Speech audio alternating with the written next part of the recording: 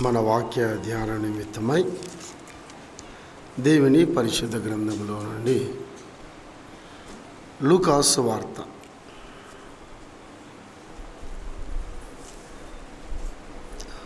14వ అధ్యాయం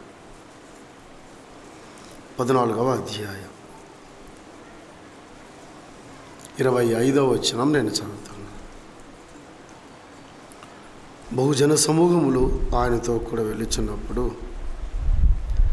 ఆయన వారి తట్టు తిరిగి, ఎవడైనా నా ఎద్దకు వచ్చి తన తండ్రిని, తల్లిని, భార్యను, పిల్లలను, అన్నదమ్ములను, అక్కచెల్లెలను తన ప్రాణం సహా ద్వేషింపకుంటే వాడు నా శిష్యుడు కానేరడు.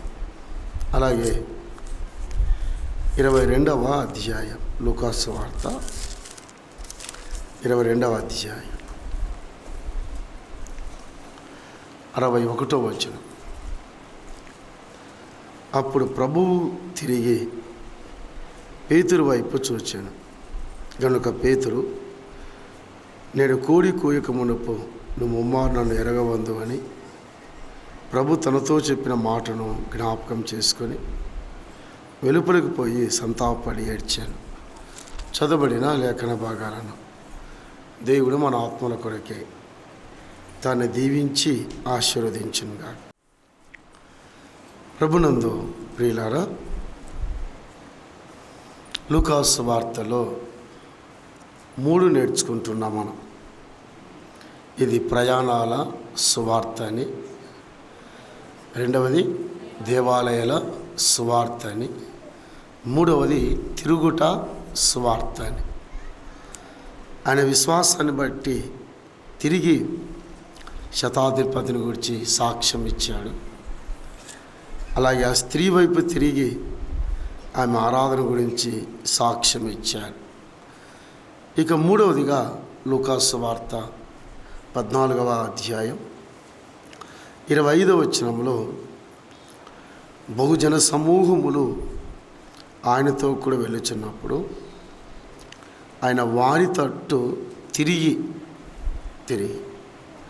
మూడవదిగా ఆయన శిష్యరికన గురించి మాట్లాడాడు. ఒకటి విశ్వాసం, రెండవది ఆరాధన, మూడవది శిష్యత్వాన్ని గురించి మాట్లాడుతూ ఈ ప్యాసేజీలో ఆయన తిరిగి 4 పాఠాలు చెప్పారు. ఒకేసారి తిరిగి 4 సంగతులు చెప్పాడు. చూద్దాం ఒకసారిగా. 25, 26, 27 సిలువను గురించిన పాఠం చెప్పాడు. సిలువను గురించిన పాఠం. ఇక 28, 29, 30లో శిఖరమును గురించిన పాఠం. ఎవడైనా గోపురము కట్టగోరిన ఎడల శిఖరమును గురించిన పాఠం. 31, 32, 33లో సంఘర్షణ గురించిన పాఠం. 2 రాజుల యొక్క సంఘర్షణ గురించి చెప్తూ మాట్లాడాడు. 3వ పాఠం సంఘర్షణ గురించిన పాఠం. 34, 35లో సాక్ష్యం గురించిన పాఠం. సాక్ష్యం. సో మొదటిది సిలువ, రెండవది శిఖరం, మూడవది సంఘర్షణ, 4వది సాక్ష్యం. ఈ 4 పాఠాలు ఆయన జన సమూహముల తట్టు తిరిగి ఈ మాట చెప్పాడు. కాబట్టి ఈ 4 పాఠాలను ప్రభు మనకు ఒక సవాలుగా వేశాడు. ఏమిటి? శిష్యత్వం లేదా శిష్యరికం అనేది ఖరీదుతో కూడినది లేదా ఖర్చుతో కూడినది.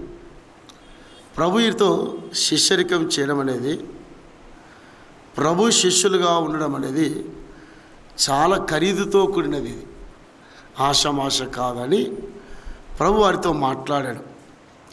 వందలాది మంది ప్రభుని వెంబడిస్తుండగా, వేల మంది ప్రభుని అనుసరిస్తుండగా ప్రభు సడన్గా తిరిగి అమర్చలేదు. ఎందుకు తిరిగాడు అని పరిశీలిస్తే ఆయనను వెంబడించే ప్రజలు సగము హృదయముతో వెంబడిస్తున్నారు. దేనితో? అందరూ చెప్పండి, దేనితో? ఆ సగం హృదయముతో వెంబడిస్తున్నారు. సగం హృదయముతో ఆయనను సేవిస్తూ ఉన్నారు. సగం హృదయముతో ఆయనను ఆరాధిస్తున్నారు.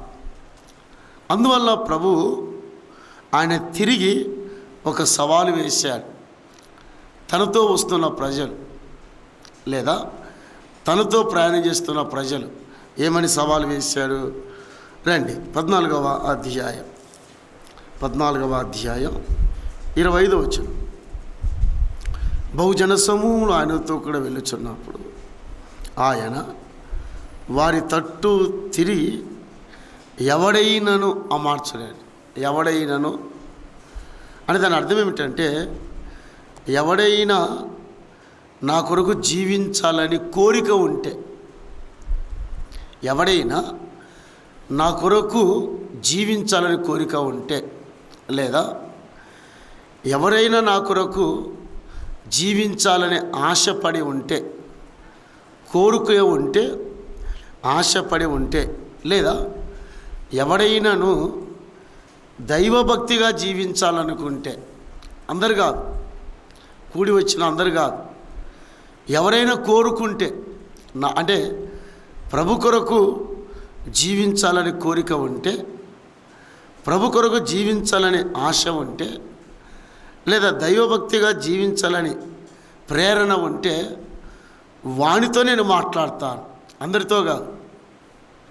అందరూ ఎవరైనా దీనినే కొత్త నిబంధన కాకుండా పాత నిబంధనలో కూడా దేవుడైన యెహోవా మోషేతో ఎవడైననే పదాన్ని మరొక చోట వాడాడు. సంఖ్యాకాండం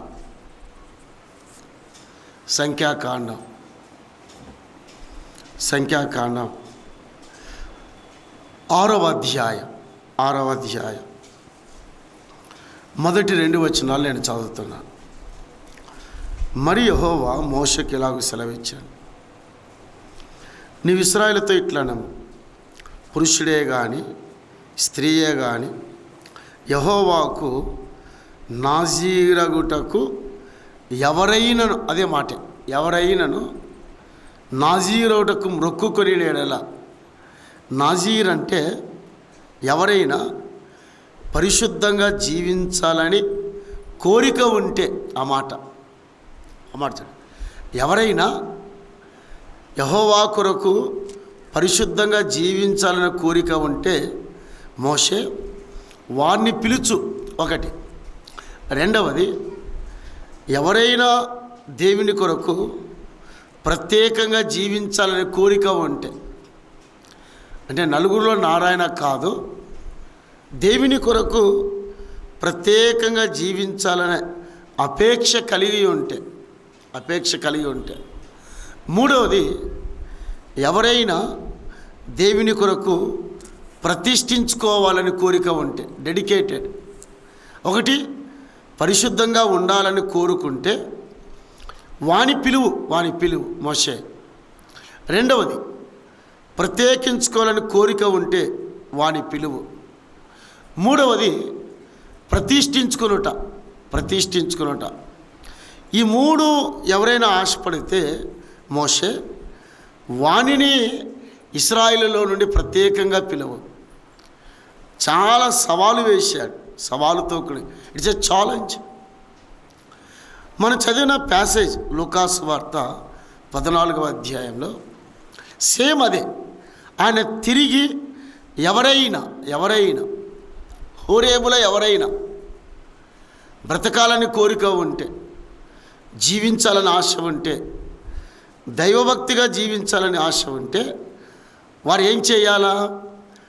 లూకాసు వార్త ఏం చేయాలో ఆ వ్యక్తి 14వ అధ్యాయం 26వ వచనం.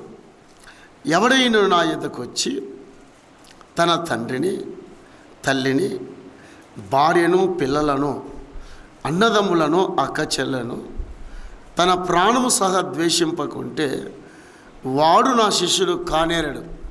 ఆయన తిరిగి నా శిష్యుడుగా ఉండాలనుకుంటే వదిలేసుకోవాలా కొన్నిటిని అన్నాడు. ఆయన వదిలేయాల. చాలా స్ట్రైట్గా మాట్లాడాడు ప్రభు, నేరుగా మాట్లాడాడు. మీలో ఎవరైనా నాతో శిష్యరికం చేయాలనుకుంటే వదిలేసుకోవాలి. ఏం వదిలేయాలి? తల్లిదండ్రులను వదిలేయాలి, వాయినాల అక్క చెల్లెలను వదిలేయాలి, అన్నదమ్ములను వదిలేయాలి, చివరికి తన ప్రాణము సహా ద్వేషింపకుంటే వాడు నా శిష్యుడు కానేడు. Is never my disciple. కానేరడు. వదిలేసుకోవాలి.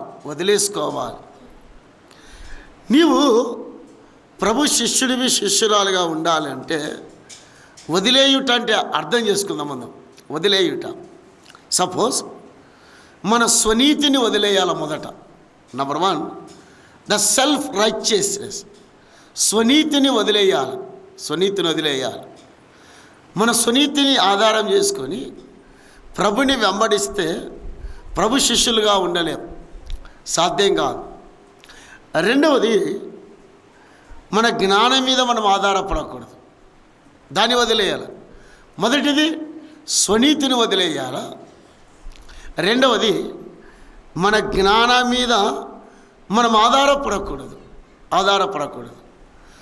మూడవదిగా మనకున్న ఆశలు వదిలేయాలి. ఒకటి స్వనీతిని వదిలేయాలి. మన జ్ఞానం మీద మనం ఆధారపడకూడదు, మన ఆశలు మనం వదిలేయాలి. అంటే ప్రభు ఇక్కడ ఎందుకు అలా చెప్పాడు? తల్లిదండ్రులు చెప్పాడు, అక్క చెల్లెలు చెప్పాడు, అన్నదమ్ములు చెప్పాడు, ప్రాణం సహా ద్వేషింపకుంటే. దాని అర్థం ఏమిటంటే ఈ కాంటెస్ట్లో మన యొక్క సొంత ఆనందాన్ని వదులుకోవాలి. అంటే తల్లిదండ్రుల ద్వారా కలిగే ఆనందం, అన్నదమ్ముల ద్వారా కలిగే ఆనందం, లేదా లోకము ద్వారా కలిగే ఆనందాన్ని వదిలేయాలి. You have to have live. అంటే మనకి లోకంలో కలిగే ఏ ఆనందమైనా వదిలేయాలని ప్రభు చెప్పాడు. రెండవది, సొంత సౌకర్యాలు వదిలేయాలి. మూడవది, సొంత గౌరవాన్ని వదిలేయాలి. మొదటిది లోకంలో కలిగే ఆనందాన్ని వదిలేయాలి. రెండవది, సొంత సౌకర్యాలు వదిలేయాలి. మూడవదిగా ప్రభు ఇక్కడ చెప్తున్నా, నీ ప్రాణము సహా ద్వేషింపకుంటే, నువ్వు దేనిని ఎక్కువగా ప్రేమిస్తున్నావో దాన్ని వదిలేసుకోవాలి. నువ్వు వదిలేస్తేనే ప్రభు శిష్యుడవైతావు, ప్రభు శిష్యురాలవైతావు. అలాగైతే పౌలు ఎలా వెళ్ళాడు? అపోస్తలుడైన పౌలు ఫిలిప్పీలకు రాసిన పత్రిక 3వ అధ్యాయం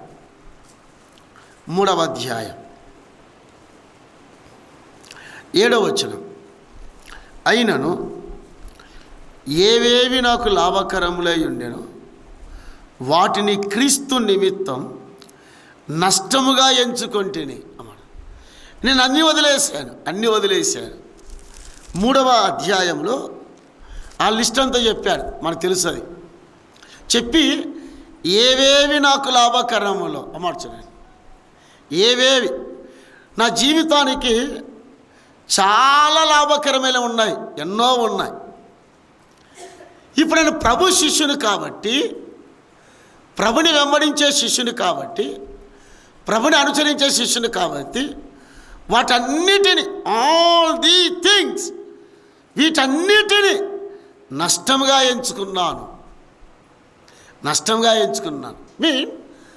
తన సొంత ఆనందాన్ని వదిలేశాడు, స్వీయ సౌకర్యాలు వదిలేశాడు, స్వీయ గౌరవాన్ని వదిలేశాడు. అయ్యా, ఈ లోకములో ఏవైతే పేరు ప్రఖ్యాతులు తనకు వస్తున్నావో వాటన్నిటిని వదిలేశాడు. ఇప్పుడు ప్రభు కూడా అదే చెప్పాడు. మీలో ఎవడైనా నా శిష్యుడు శిష్యురాలుగా ఉండాలనుకుంటే వదిలేయాల. నేరుగా దేవుని నన్ను అడుగుతున్నాడు. ప్రభు కొరకు మనమేం వదిలేసాం? నిజమేనా? వదిలేసామా? మనం ప్రభు శిష్యురాలం కాబట్టి ప్రభు కొరకు నేను ఇది వదిలేశాను లేదా ప్రభు కొరకు ఇది విడిచిపెట్టాను అని మనలో ఎక్కడైనా ధైర్యంగా చెప్పగలిగే ఆ స్థాయిలో మనం ఉన్నామా? అయ్యా, ప్రభు కొరకు ఇది వదిలేశాను, ఇది విడిచిపెట్టాను. అలాంటి వాడినే ప్రభు పిలుస్తున్నాడు. ఎవరిని? సమస్తాన్ని విడిచిపెట్టిన వాడిని.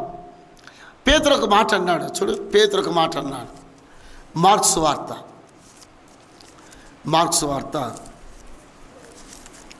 10వ అధ్యాయం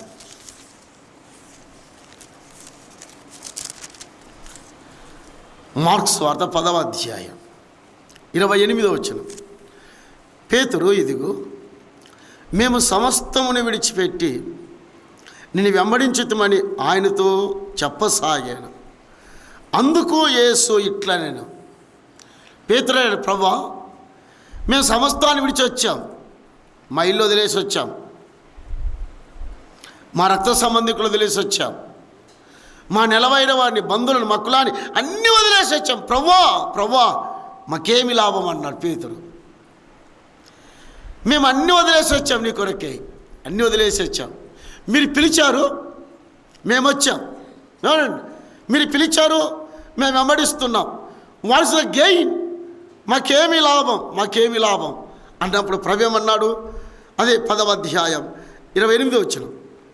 అందుకు యేసు ఇట్లా నేను నా నిమిత్తము స్వార్థ నిమిత్తమును ఇంటినైనను అన్నదమ్ములైనను అక్క చెల్లైనను తల్లిదండ్రులైనను పిల్లలైనను భూములైనను విడిచిన వాడు ఇప్పుడు ఇహమందో హింసలతో పాటు నూరంతలుగా ఇండ్లను, అన్నదమ్ములను, అక్క చెల్లెలను, తల్లులను, పిల్లలను, భూములను రాబోవు లోకమందు. ఏ లోకమందు? అందరు ఏ లోకం? రాబోయే లోకం. రాబోయే లోకం. ఇంగ్లాండ్ దేశంలో ఒక డాక్టర్, మంచి మెడికల్ డాక్టర్, రిచర్డ్ విల్లింగ్వర్త్ అని మెడికల్ డాక్టర్. ఆయన వైద్యం ఎలాగుంటుందంటే, బీదల దగ్గర ఒక్క పైసా తీసుకోవాలంట. ఎవరి దగ్గర తీసుకోడు. ఆయన సేవ అంతా బీదలకే. ఆయన ఇంట్లోకి వచ్చినప్పుడు డాక్టర్ పైన ఉన్నాడని బోర్డు పెడతారు. డాక్టర్ వెళ్ళేటప్పుడు డాక్టర్ బయటికి వెళ్ళాడు. ఇలాగ వైద్యం చేసిన తర్వాత సడన్గా డాక్టర్ చనిపోయాడు. డాక్టర్ దగ్గర ఒక పైసా లేదు, సమాధి చేసుకోవడానికి కూడా డబ్బులు లేవు. ఆయన పేషెంట్లు, అభిమానులు డబ్బు సంపాదించి తన దగ్గర సమాధి చేశారు డాక్టర్ గారిది. ఇక సమాధి కట్టిన తర్వాత శిలాఫలకం చెక్కాల, డబ్బులు లేవు ఆయన దగ్గర, డబ్బులు లేవు. సరే, సమాధి చేసిన ప్రజల దగ్గర డబ్బులు లేవు. మరి శిలాఫలకం ఎలాగని ఆలోచిస్తుండగా ఆ ఇంటి దగ్గరికి వెళ్ళినప్పుడు బోర్డు ఒకటి ఉంది. ఏ బోర్డు అంటే, డాక్టర్ గారు పైన ఉన్నారు. ఆ శిలాఫలకం తెచ్చి ఆ సమాధికి అతికిచ్చారు. డాక్టర్ ఎక్కడున్నాడు? డాక్టర్ ఈజాబో, డాక్టర్ పైన ఉన్నాడు. ప్రభు అదే చెప్పాడు. ఎవడైనా నా శిష్యురాలుగా వదిలేసుకొని వస్తే రాబోయే లోకమందు. ఎంత ఆశ్చర్యమయ్యా! ఇప్పుడు వదిలేసుకుంటే, ఇప్పుడు విడిచిపెడితే రాబోయే లోకం ఏముంది? రాబోయే లోకం కొలస్సీలకు రాసిన పత్రిక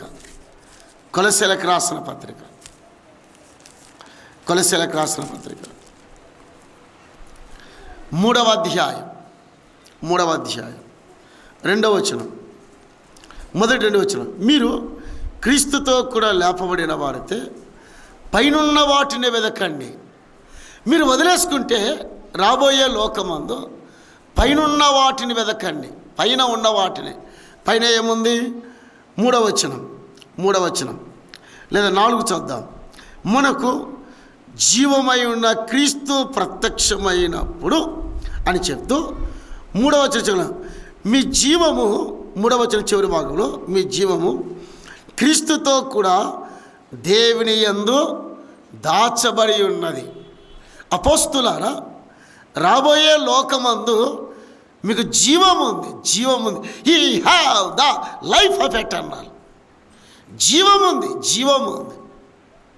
కానీ మీలో ఎవరైనా నా శిష్యురాలుగా ఉండాలనుకుంటే వదిలేయాలా. ఏం వదిలేయాలా?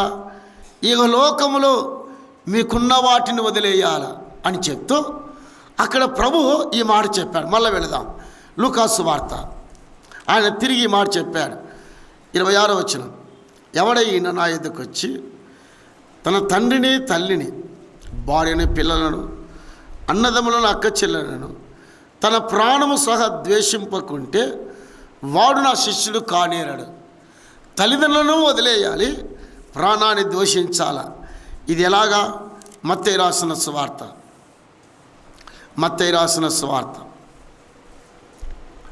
10వ అధ్యాయం 37వ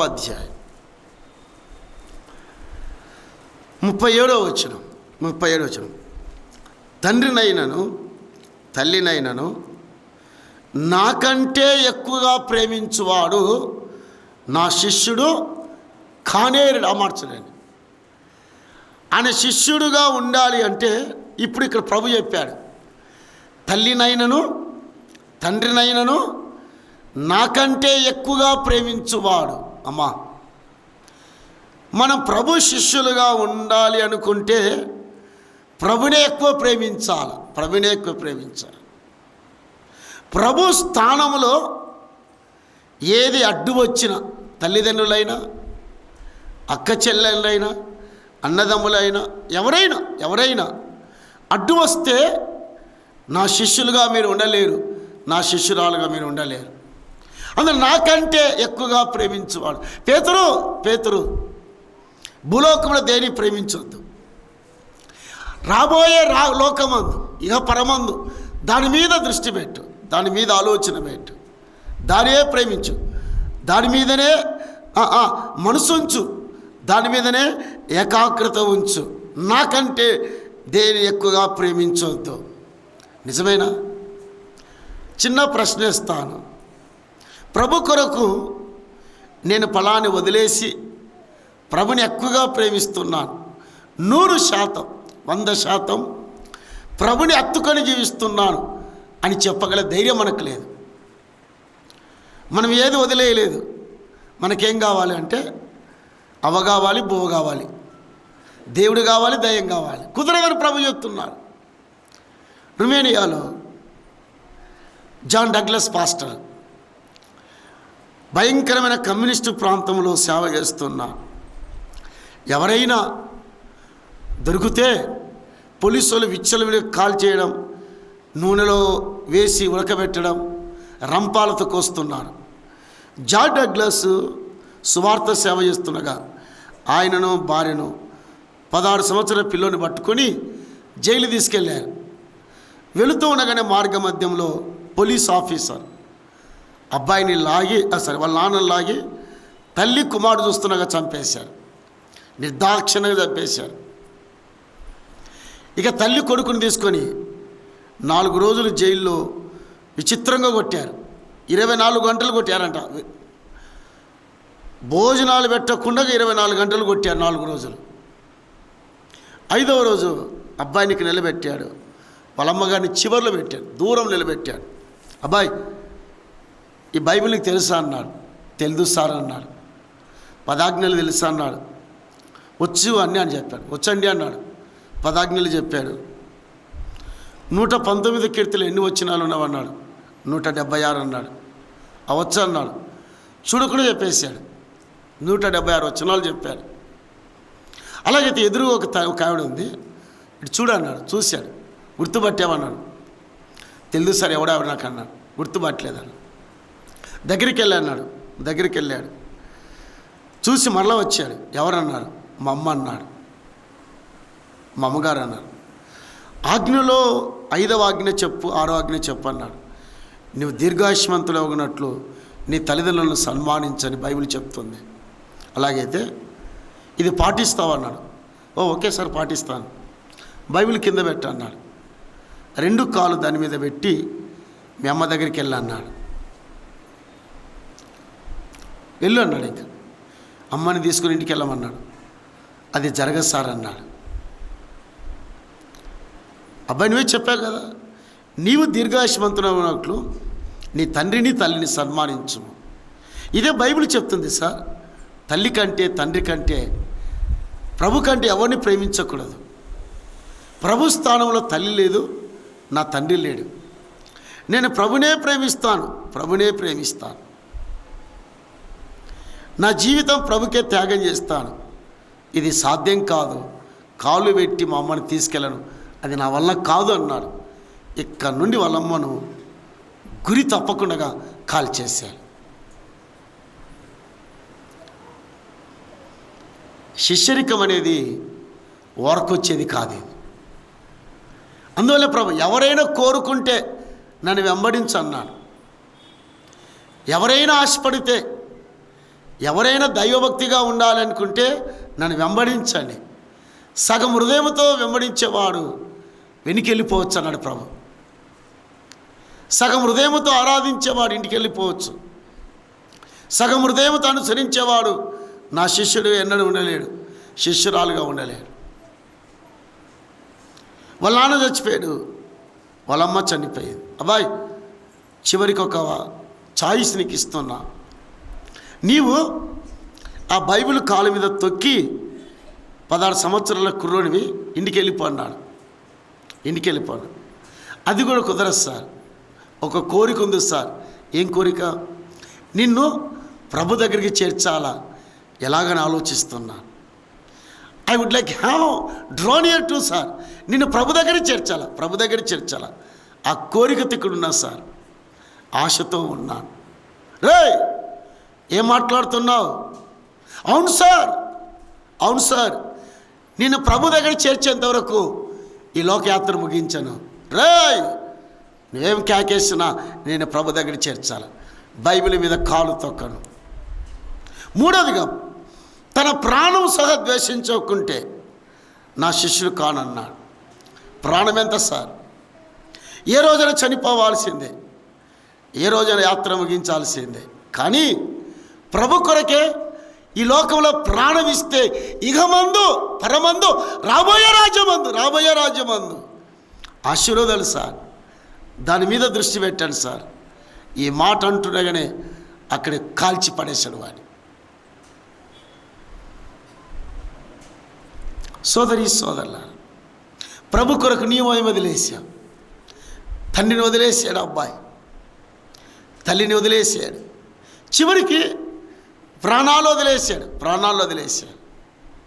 ప్రభు కొరకు నీవు వదిలేసావు. ప్రభు స్థానంలో ఏం వదులుకున్నావు? రియాలిటీ నిజంగా చెప్దాం, యథార్థంగా చెప్దాం. వదిలేసామా? ఏం వదిలేసావు? ఏం వదిలేయలేదు. లోకాన్ని వదిలేయలేదు, లోకానందను వదిలేయలేదు, లోకమిచ్చే ఘనతను వదిలేయలేదు. లోకంతో ఆడుస్తున్నాం, లోకంతో అనుసరిస్తున్నాం. సార్ రాబోయే లోకం ఉంది సార్, అది వేరు సార్. 2 శవాలు తెచ్చాడు, బైబిల్ మీద పడేశాడు ఆ పోలీస్ ఆఫీసర్. అందరూ వెళ్ళిపోయారు. ఎందుకో ఈ కాల్చిన వ్యక్తి ఇంటికి వెళ్ళడానికి మనసు రాలేదు. కూర్చున్నాడు అక్కడే. అర్ధరాత్రి 12ంటికి ఆ బైబిల్ తీసుకొని టేబుల్ మీద పెట్టి చదవడం ప్రారంభించాడు. ప్రభు మాట్లాడాడు, గుండెలో తాకాడు. 2 శవాల మధ్య, నా ప్రభువా, నా దేవా, నా పాపాన్ని క్షమించు. నా ప్రభువా, నా దేవా, నా పాపాన్ని క్షమించు. యేసు ప్రభు నమ్ముకున్నాడు. ఆయన కూడా చివరికి హతసాక్షుల సంఖ్యలో చేరాడు.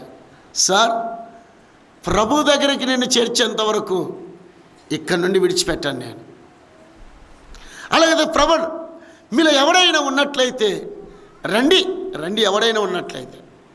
అమ్మాడు చూడండి, ఈ కూర్చున్న వారిలో నాతో శిష్యరికం చేయాలనుకుంటే, శిష్యుడు శిష్యురాలుగా ఉండాలనుకుంటే రండి రండి రండి, నేను మీతోనే మాట్లాడతా. నన్ను వెంబడిస్తే, ఆఫ్టర్ ఫాలో మీ, నన్ను అనుసరించాలనుకుంటే వదిలేయాల. ఏం వదిలేయాలా? ప్రభు స్థానములో ఏది ఉందో దాన్ని వదిలేయడానికి ఇష్టపడాలి పూర్తిగా. ఇప్పుడు ప్రభా ఈరోజు అర్థమైంది నాకు, ఆఫ్టర్ ఆల్ ఒక సీరియల్ వదులుకోవట్లేదు, నీవు సీరియల్ వదులుకోవట్లేదు, లోకాన్ని వదులుకోవట్లేదు, ప్రభునైనా వదిలేస్తాం కానీ దాన్ని వదిలేయడానికి ఇష్టపడట్లేదు.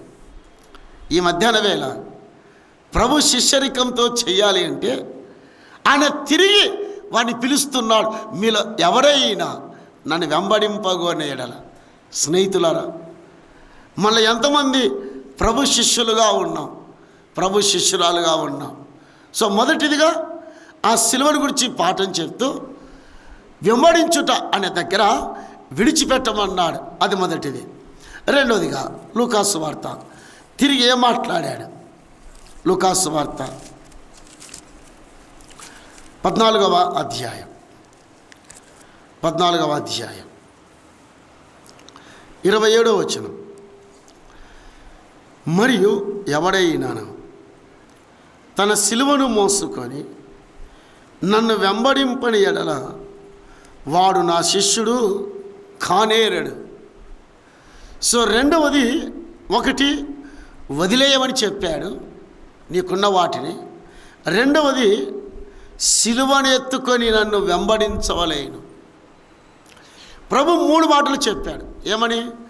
ఎవడైనా నన్ను వెంబడింపగోరుకునే ఎడల ఏముండాలి? మత్తయి రాసిన సువార్త 16వ అధ్యాయం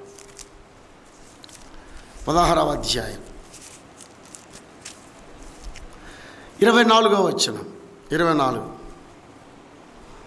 అప్పుడు యేసు తన శిష్యులను చూచి, ఎవడైనాను నన్ను వెంబడింపగోరిన ఎడల తన్ను తాను ఉపేక్షించుకొని తన సిలువను ఎత్తుకొని నన్ను వెంబడించవలేను. ప్రభు 3 విషయాలు చెప్పాడు. మీరు నా శిష్యులుగా ఉండాలి అంటే, ఒకటి తన్ను తాను ఉపేక్షించుకొని, మొదటిది. రెండవది తన సిలువను ఎత్తుకొని, మూడవది ఆయనని వెంబడించవలేను.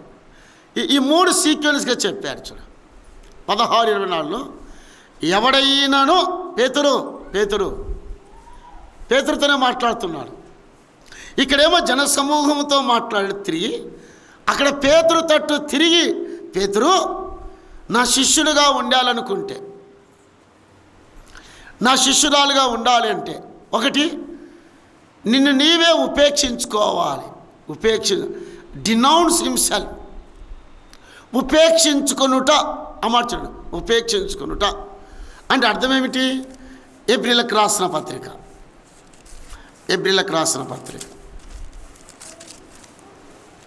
11వ అధ్యాయం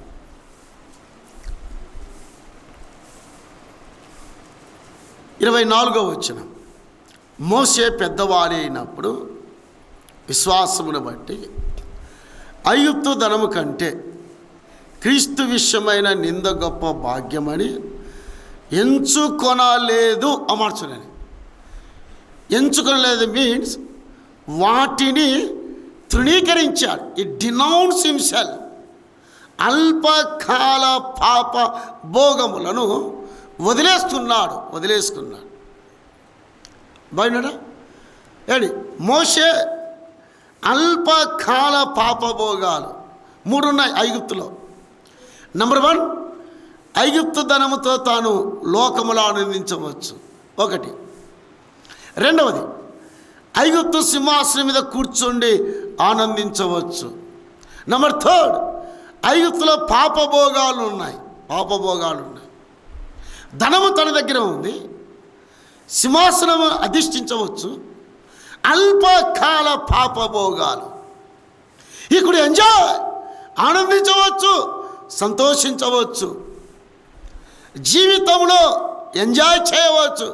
బట్ క్రీస్తు విషయమైన నింద విషయమై, క్రీస్తు విషయమైన నింద, రిప్రోచ్, నింద, నింద, అవమానం, అవమానం, హేళన మోషే ఎంచుకున్నాడు.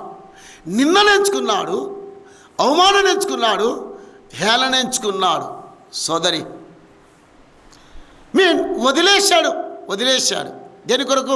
ప్రబన్నాడు. మీలో ఎవరైనా తను తాను ఉపేక్షించుకోకపోతే, అమార్చున్నాడు.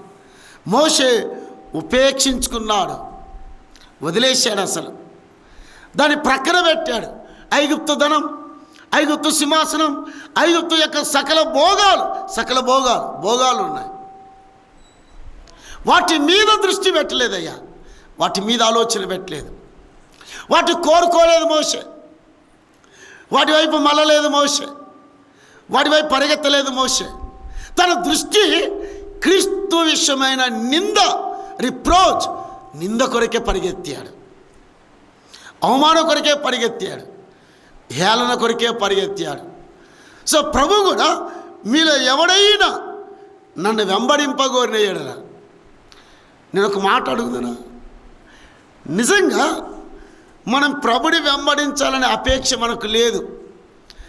అసలు అర్థం కాలేదు. అక్కడ మనకు కోరిక లేదు, మనకు ఆశ లేదు, ఉద్దేశం లేదు, తలంపు లేదు. ఎవరిని? ప్రభుని వెంబడించాలా. ప్రభుని వెంబడించాలంటే ప్రభు అన్నాడు ఉపేక్షించుకోవాలి. ఉపేక్షించుకొనుట అనగా మరలక్కడే నా కొరకే వదులుకొనుట, సిలువ దగ్గర. సో సిలువ ఏం మాట్లాడుతుంది? నంబర్ 1, సిలువ మీద ఉన్న వ్యక్తి దిగలేడు, కారణం మేకులో దిగొట్టారు. రెండవది, ఈ మెడ తిరగదు, బిగించేశారు. మూడవది, ఎదురుగా ఉండే ఆ యొక్క కొరడాలు, అవమానం, హేళన, ఇబ్బంది, వీటిని ఎదుర్కోవాలి. వీటిని భరించాలా. సిలువ అంటే మామూలుది కాదు.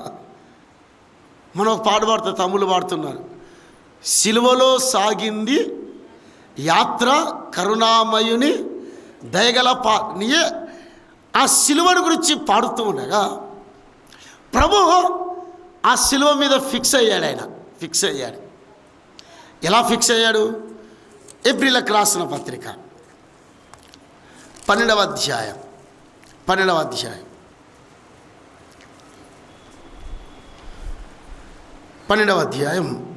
వచనం మధ్య భాగంలో, ఆయన తన ఎదుట ఉంచబడిన ఆనందము కొరకై అవమానమును నిర్లక్ష్యపెట్టి సిలువను సహించి, అమర్చాలి. మీలో ఎవడైనా నన్ను వెంబడింపగోరిన ఎడల, రెండవది సిలువనెత్తుకొని, ఒకటి ఉపేక్షించుకునుట, రెండవది సిలువనెత్తుకొని. ప్రభుత్వ మాట మళ్ళీ చదువుతున్నాను. ఆనందము కొరకై అవమానమును నిర్లక్ష్యపెట్టి సిలువను సహించి.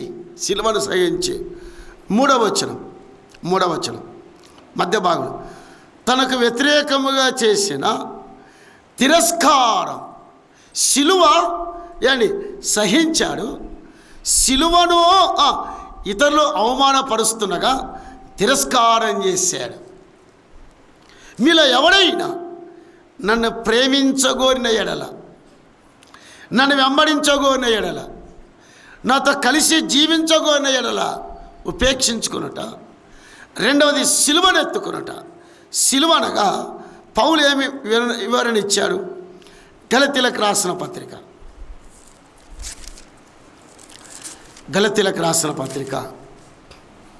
2వ అధ్యాయం 20వ వచనం, నేను క్రీస్తుతో కూడా సిలువ వేయబడి ఉన్నాను, ఇక జీవించువాడను నేను కాను, క్రీస్తే నా యందు జీవించుచున్నాడు. పౌలు తన అనుభవంలో గలతీ విశ్వాసులకు రాస్తూ ఏమన్నాడు? నేను క్రీస్తుతో కూడా ఏమైబడాను? సిలువ వేయబడి ఉన్నాను. What you mean? యేసు ప్రభులాగా మేకులు దిగొట్టుకోలేదు ఆయన. బల్యంతో పోడ్చుకోలేదు. బట్ ఏమన్నాడు ఇక్కడ? నేను క్రీస్తుతో కూడా సిలువ వేయబడి ఉన్నాను. దట్ వుడ్ మీన్ అర్థం ఏమిటంటే నేను లోకానికి చచ్చిపోయాను. అది అర్థం. అది లోకానికి చచ్చిపోయాను. లోకములో ఏంటి సమస్తమైన వాటికి నేను సిలువ వేయబడి ఉన్నాను. సమస్తమైన వాడిని వదిలేసుకున్నాను. నా దృష్టి, నా ఆలోచన ఏమిటంటే ఇక్కడ చెప్తూ, నేను జీవిస్తుంది నా కొరకు కాదు, నా యందు ఎవరున్నారో ఆ క్రీస్తు కొరకే జీవిస్తున్నాను. నేను ఆయన కొరకే బ్రతుకుతున్నాను, ఆయన కొరకే ప్రయాణం చేస్తున్నాను. అమ్మా మళ్ళీ ఎంతమంది ఈ మాట చెప్పగలుగుతాం? నేను క్రీస్తు కొరకే జీవిస్తున్నాను, క్రీస్తు కొరకే బ్రతుకుతున్నాను, క్రీస్తు కొరకే సాగుతున్నాను. ఈ లోకానికి నేను, లోకం నాకు సిలువ వేసుకున్నాను. నేను లోకం నాకు ఏ సంబంధం లేదు, సిలువ వేయబడి ఉన్నాను. ఇదే గలతీ పత్రిక 6వ అధ్యాయం 14వ వచనం. 14. అయితే మన ప్రభువైన యేసుక్రీస్తు సిలువ యందు తప్ప మరి దేని యందు అతిశయించుట నాకు దూరమగునుగాక, దానివల్ల నాకు లోకమునకు నేనును ఏమైబడినను, నేను సిలువ వేయబడి ఉన్నాను. సో పౌలు ఉపేక్షించుకున్నాడు. మొదటిది, అన్నీ వదిలేశాడు ప్రభు కొరకే, అన్నీ విడిచిపెట్టాడు. రెండవది, సిలువనెత్తుకున్నాడు. దట్ వుడ్ మీన్ లోకానికి చచ్చిపోయాడు పౌలు. లోకానికి పూర్తిగా సమాధి చేశాడు పౌలు. సోదరా, నిజమేనా? మనం ప్రభు బిడ్డలమని చెప్పుకుంటున్నాం, ఆరాధిస్తున్నాం. కానీ పౌలు యొక్క అనుభవంలోనికి నా అనుభవం రావట్లేదు. అన్నిటినీ వదిలేసి, అన్నిటినీ సమాధి చేసి ప్రభుతో కలిసి అంతమంది జీవిస్తున్నారు. అందువల్ల ప్రభు సవాలు వేశాడు, మీలో ఎవరైనా నన్ను వెంబడింపగోరిన ఎడల, మొదటిది ఈ సిలువ ఏం మాట్లాడుతుంది అని పరిశీలిస్తే, సిలువ శ్రమలు మాట్లాడుతుంది. సిలువ స్వనీతిని పక్కన పెడుతుంది. సిలువ సమస్తాన్ని త్యాగం చేయమంటుంది. అప్పుడే మనము ఆయన బిడ్డలుగా ఉంటాం, ఆయన శిష్యులుగా ఉంటాం. ఈ మాట ఒక యవనస్తునికి ప్రభు అవకాశం ఇచ్చినప్పుడు, వెంబడించమన్నప్పుడు వాడు ఏమన్నాడు చూద్దాం. మార్క్స్ వార్త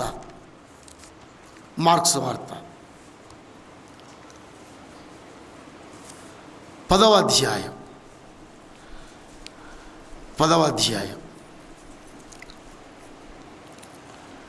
21వ వచనం. యేసు అతన్ని చూచి అతన్ని ప్రేమించి, నీకు ఒకటి కొదవగానున్నది, నీ వెళ్ళి నీ కలిగినవన్నీ అమ్మి బీదలకిమ్ము, పరలోకమందు నీకు ధనము కలుగును, నీవు వచ్చి నన్ను వెంబడించుము. సేమ్ ఫాలో మీ ఆఫ్టర్ మీ అన్నాడు. నీవు వచ్చి నన్ను వెంబడించు అన్నాడు. ప్రభు తన శిష్యరికములో వీని చేర్చుకోవడానికి ప్రభు ఇష్టపడ్డాడు, ఆశపడ్డాడు. ప్రభువే ఉద్దేశించాడు. ప్రభు ఆహ్వానించాడు. సో ఆహ్వానించినప్పుడు వాడు ఏమన్నాడు చూడండి, 22వ వచనం. అతడు మిగుల ఆస్తి గలవాడు కనుక ఆ మాటకు ముఖము చిన్నబుచ్చుకొని తన ఇంటికి తిరిగి వెళ్ళాను. ఇష్టపడలేదు ఆయన శిష్యుడిగా ఉండడానికి, ఆయన శిష్యత్వం చేయడానికి కోరుకోలేదు. వచ్చాడు ఆశతో, ఉద్దేశంతో వచ్చాడు, ఆశతో వచ్చాడు, కోరికతో వచ్చాడు. బట్ ప్రభుని వదిలేశాడు. కారణం, ధనము తన జీవితంలోనికి ఆక్రమించాడు. ధనాన్ని వదిలేయలేకపోయాడు, ఆస్తిని వదిలేకపోయాడు, లోక సంపదను వదిలేకపోయాడు.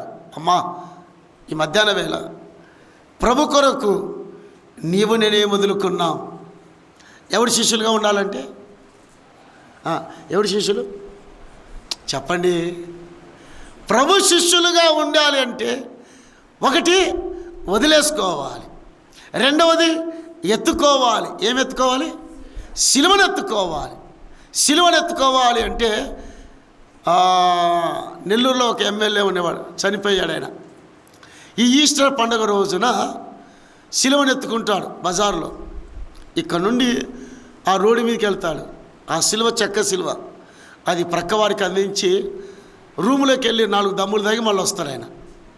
అది కాదు, అది సిలువ అంటే అది కాదు. రిప్రోచ్, నిందన అవమానాన్ని భరించడం, సిలువను సహించడం, సిలువ కొరకై ప్రాణాలు పెట్టడం. సోదరి సోదర, ఈ మధ్యాహ్న వేళ ప్రభు నీతో మాట్లాడుతుండగా, నాతో మాట్లాడుతుండగా, మీలో ఎవరైనా నన్ను వెంబడింపగోరిన ఎడల ఉపేక్షించుకోమన్నాడు, సిలువనెత్తుకోమన్నాడు, నన్ను వెంబడించమన్నాడు. అప్పుడే మీరు నా శిష్యులు అవుతారు, నా శిష్యురాలు అవుతారు. కాబట్టి ఆయన తిరిగి ఆ సిలువను గురించిన లోతైన సంగతి చెప్పాడు, లోతైన సంగతి వారికి వివరించాడు. అందరూ కూడా నన్ను వెంబడిస్తున్నారు, వారు నా శిష్యులు కాదు. అందరూ నన్ను వెంబడిస్తున్నారు, వారు నా శిష్యురాలు కాదు. కానీ అపోస్తులు ఎలాగ ప్రభుని వెంబడించారు? అపోస్తుల కార్యం. వారు ప్రభు ఈ లోకం విడిచి వెళ్ళిన తర్వాత వారి గురించిన ఒక మాట ఏం చెప్పాడు చూడండి. అపోస్తుల కార్యం 9వ అధ్యాయం.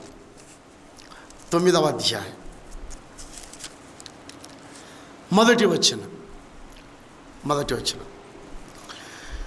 సౌలు ఇంకను ప్రభు యొక్క శిష్యులు, అమార్చండి రీజన్ చెప్పాను, ప్రభు యొక్క శిష్యులు. 2వ వచనం, ఈ మార్గమందున్న, థ్యాంక్ ద లార్డ్, ప్రభు వెళ్ళిన మార్గమునే అపోస్తులు వెంబడిస్తున్నారు. సౌలు ఈ మార్గమందు ప్రభు శిష్యులను పట్టుకొని బంధించి వాని హత్య చేద్దాం. ప్రభు శిష్యులు ప్రభుని వెంబడిస్తున్నారు. ప్రభు వెళ్ళిపోయాడు కదా, వారి ఇష్టానుసారంగా జీవించట్లేదు. ప్రభు వెళ్ళిపోయాడు కదా, వారి కోరికలు తీర్చుకోవట్లేదు. ప్రభు వెళ్ళిపోయాడు కదా, వారి ఆశలు తీర్చుకోవట్లేదు. ప్రభు వెళ్ళిపోయాడు కదా, వారి యొక్క జీవితం లోకంలో కలిసిపోలేదు. సౌలు అన్నమాట ఈ మార్గములో ప్రభు శిష్యులు.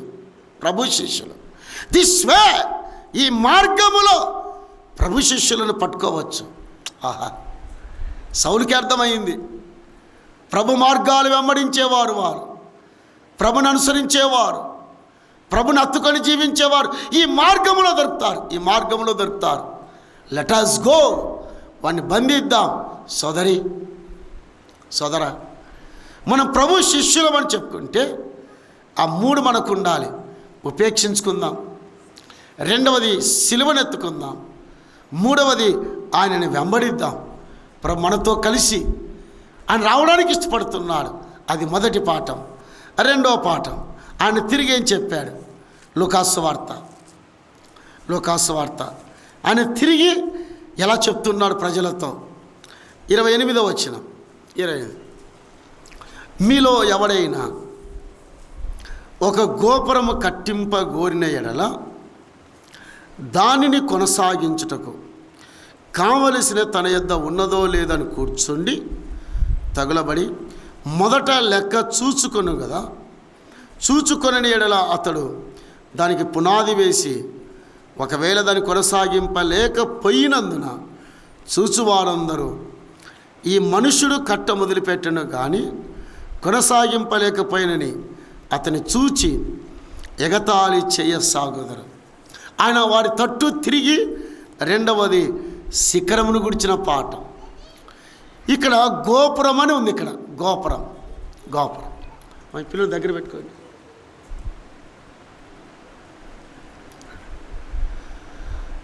ఈ గోపురం అనే మాట దగ్గర ఒక్క సెకండ్ అవుతాం. ప్రభు ఈ కాంటెస్ట్లో ఉన్న శిఖరం ఏమిటంటే వాస్తవానికి యెరూషలేములో పొలము మధ్యలో ఒక గోపురం కట్టుకుంటారంట. ఒక గోపురం, ఒక టవర్ వాచ్ పెట్టుకుంటారంట. టవర్ వాచ్ ఎటు చూస్తారా? రీజన్ చెప్పాడు బైబిల్ పండితులు.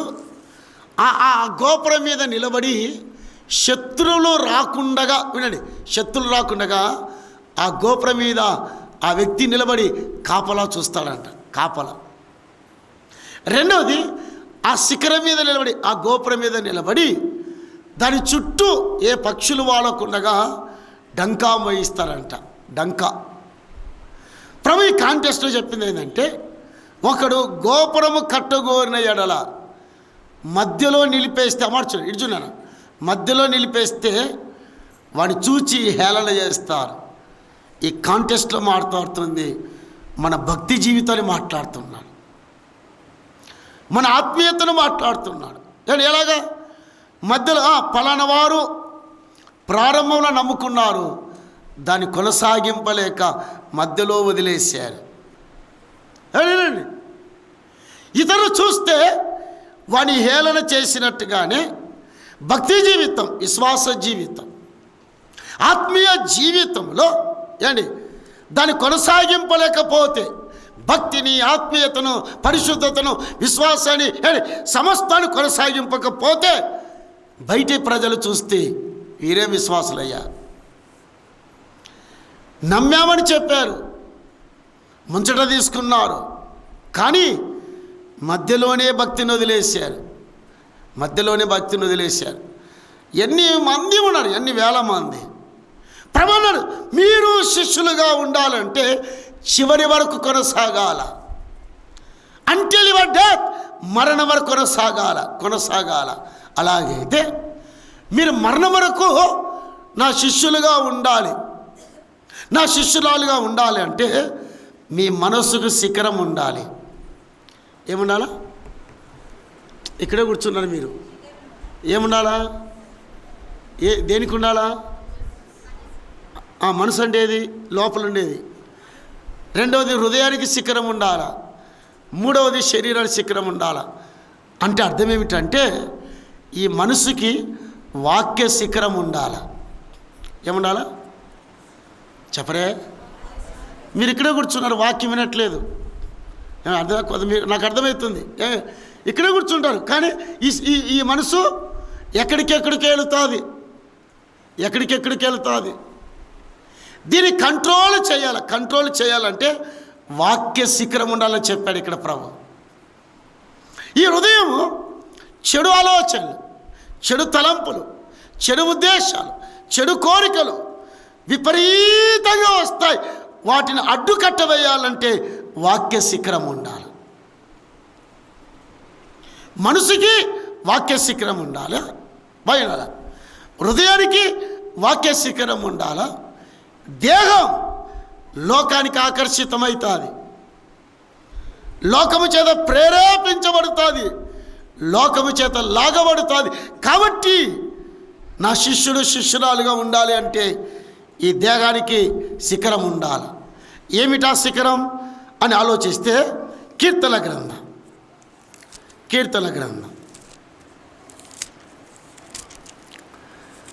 119వ కీర్తన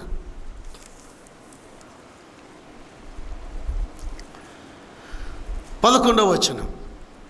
119వ కీర్తన 11. నీ ఎదుట నేను పాపము చెయ్యకుండానట్లు నా హృదయములో నీ వాక్యం ఉంచుకొని ఉన్నాను.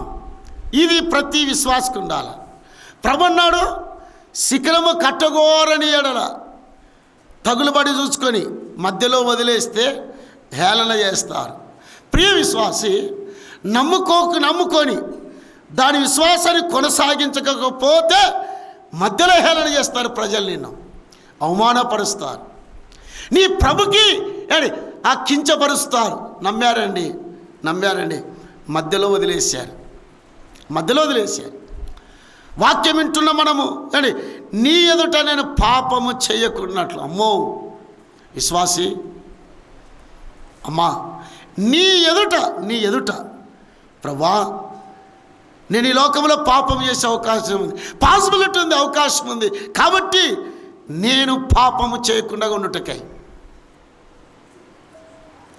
లేక యోసేపులాగా అమ్మా అమ్మా నా తల్లి చచ్చిపోయింది, నా తండ్రి పరాదేశంలో ఉన్నాడు, ఈ పాపము చేయజాలను అమ్మా, నా వల్ల కాదమ్మా, ఇది నా వల్ల కాదు. హృదయంలో దేవుని భయం ఉంది. నా వల్ల అయ్యేది కాదు, ఇది నా చేత కాదు. ఇది కుర్రోడు స్టేట్మెంట్. ఎలాగా? నీ ఎదుట నేను పాపము చేయకున్నట్లుగా వాక్య శిఖరాన్ని పెట్టుకున్నాడు యోసేపు. దానియేలు, రాజా నువ్వు భుజించే భోజనం నేను తినడం సాధ్యం కాదు, నా స్నేహితుల సాధ్యం కాదు. వాస్తవానికి రాజు ఇచ్చే భోజనం అవకాశం దొరికింది, ప్రార్థన చేసుకొని తినొచ్చు తాను. కానీ ఆ భోజనం తను అపవిత్రుని చేస్తుంది, తనను పాడు చేస్తుంది, తన జీవితాన్ని అని నాశనం. కానీ రాజా చచ్చిపోవడానికని ఇష్టపడతా, కానీ నా దేహాన్ని అపవిత్రపరచుకోవడం సాధ్యం కాదు. కారణం, నా మనసుకి వాక్య శిఖరం, హృదయానికి వాక్య శిఖరం, దేహానికి వాక్య శిఖరం. ప్రియ స్నేహితులారా, మనం పాపము చేయకుండా ఉండాలి అంటే మన మనసుకి హృదయానికి వాక్య శిఖరం ఉండాలి, వాక్య శిఖరం ఉండాలి. ఒక భక్తుడు అందులో పాట రాస్తూ ఈ మాట అన్నాడు, ఇక వాక్యము కరివయ్యే రోజులు వస్తున్నాయి, చెప్పలేం.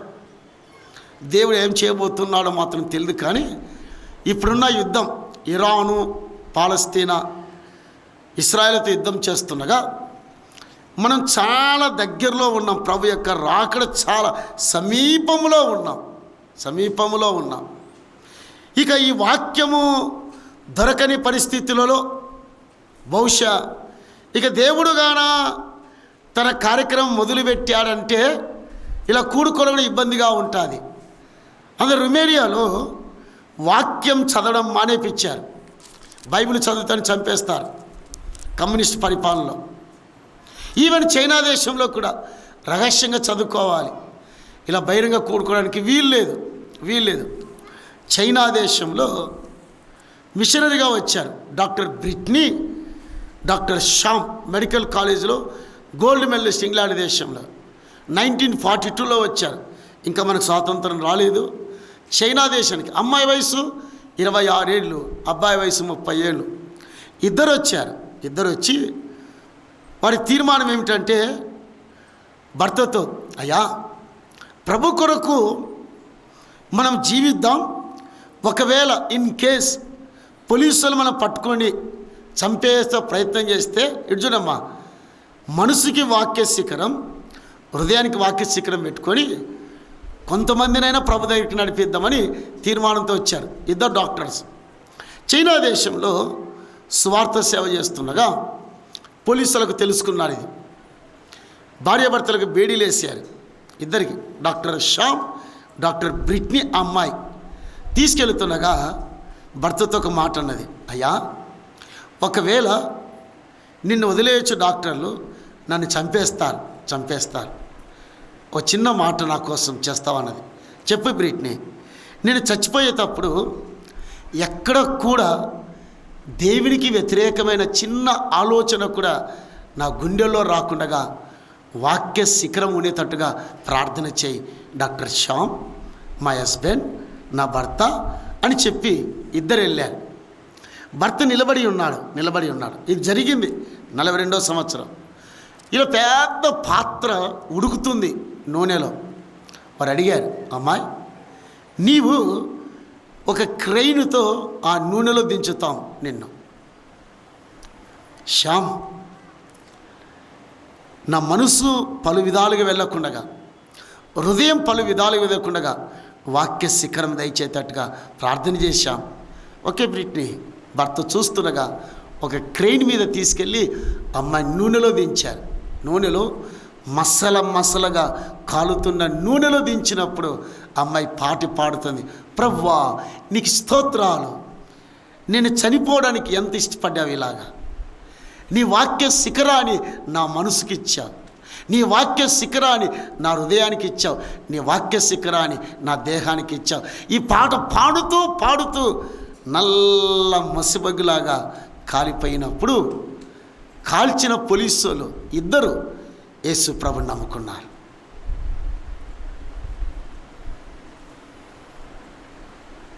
మీలో ఎవడైనా నన్ను వెంబడింపగోరిన ఎడల వాడు తుది వరకు కొనసాగాలి. మధ్యలో నన్ను వదిలేస్తే విశ్వాసాన్ని, ఆత్మీయతను, పరిశుద్ధతను, ఆరాధనను వదిలేస్తే ప్రజలు హేళన చేస్తారు. షామ్ వాక్య శిఖరం పెట్టుకో. నేను చనిపోయిన తర్వాత ప్రభు కొరకే వాక్య శిఖరం ప్రభు కొరకే జీవించు. నీ ఎదుట నేను పాపము చేయకుండా ఉండాలి అంటే హృదయానికి వాక్య శిఖరం ఉండాలి, మనసుకి వాక్య శిఖరం ఉండాలి. ఎంతమంది పెట్టుకుంటున్నారు? దావీదు ఎలా కోరుకున్నాడు? 51వ కీర్తన. తను పాపము చేసిన తర్వాత తను ఆశిస్తుంది, తను కోరుకుంటుంది. 51వ కీర్తన 6వ చరణం. నీవు అంతరంగములో సత్యము కోరుచున్నావు, ఆంతర్యమున నాకు జ్ఞానము తెలియచేయదు. అమర్చడండి, ఆంతర్యమున. 51వ కీర్తన 6వ చరణం.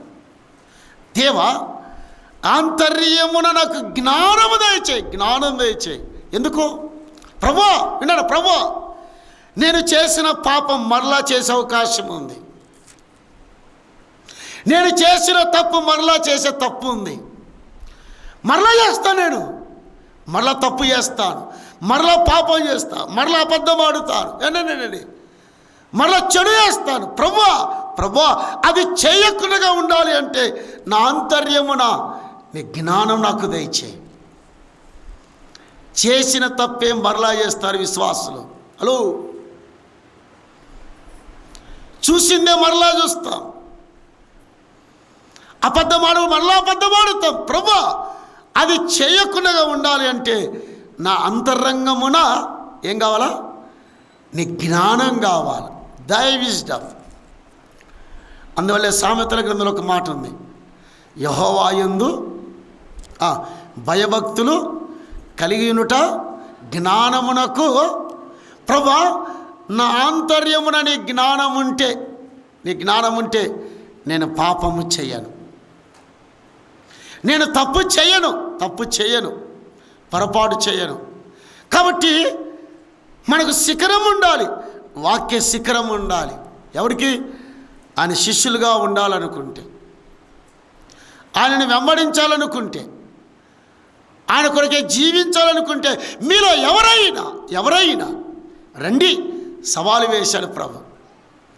సవాలు స్వీకరించి వెళితే ఆయన శిష్యులుగా ఉంటాం, ఆయన శిష్యురాలుగా ఉంటాం. కాబట్టి ఒకటి, అన్నీ వదులుకోమని చెప్పాడు. రెండవది, ఉపేక్షించుకోమని చెప్పాడు. మూడవది, వాక్య శిఖరం పెట్టుకోమని చెప్పాడు. సోదరి, కొన్నిసార్లు మన విశ్వాస జీవితంలో సులువుగా తప్పు చేస్తాం, నిలువుగా తప్పు చేస్తాం. దారుణంగా ప్రభుని అవమానపరుస్తాం. అది ఉండకుండా ఉండాలి అంటే, అలా జీవించకుండా ఉండాలంటే వాక్య శిఖరం కావాలి. డాక్టర్ బ్రిట్నీ లాగా దేవుని కొరకై హతసాక్షుల పుస్తకంలో వారు దేవుని కొరకై ఎలా చనిపోయారు చదివినప్పుడల్లా, ప్రభువా, నేను అలాగ జీవించే కృపను దయచేయి. దినదినము నిమిషం నీ వాక్య శిఖరాన్ని నా మనసుకు దయచేయి, నా హృదయానికి దయచేయి. కాబట్టి సోదరులారా, 2 పాఠాలు. ఒకటి సిలువను గురించిన పాఠం, రెండవది శిఖరమును గురించిన పాఠం. ఏ పాఠం అమ్మా? నిద్రపోద్దమ్మా, అయిపోయింది నా పాఠశాల, గంట అయింది. ఒకటి సిలువ, రెండవది శిఖరం. సిలువ వదులుకొనుట, సిలువ ఉపేక్షించుకొనుట, శిఖరం మనసుకి కాపుదల, వాక్య కాపుదల, హృదయానికి కాపుదల. కట్టగోరిన ఎడల మధ్యలో నిలిపేస్తే వీని భక్తి ఏమైంది, వీని ఆత్మీయత ఏమైంది, వీరి యొక్క పరిశుద్ధత ఏమైంది? అవమానపరుస్తారు. మీరు అలా ఉండకూడదని తన చెలు వెంబడిస్తున్న శిష్యులతో ఆయన సుదీర్ఘ ప్రసంగం చేశాడు. కానీ ప్రియులారా, మన విశ్వాస జీవితంలో ప్రభుని వెంబడిద్దాం. ప్రభు పట్ల అపేక్ష కలిగి హృదయానికి మనసుకి శిఖరం కట్టుకొని ప్రభు కొరకే యోగ్యంగా జీవిద్దాం. దేవుడు అట్టి కృప మనకు దయచేయును గాక.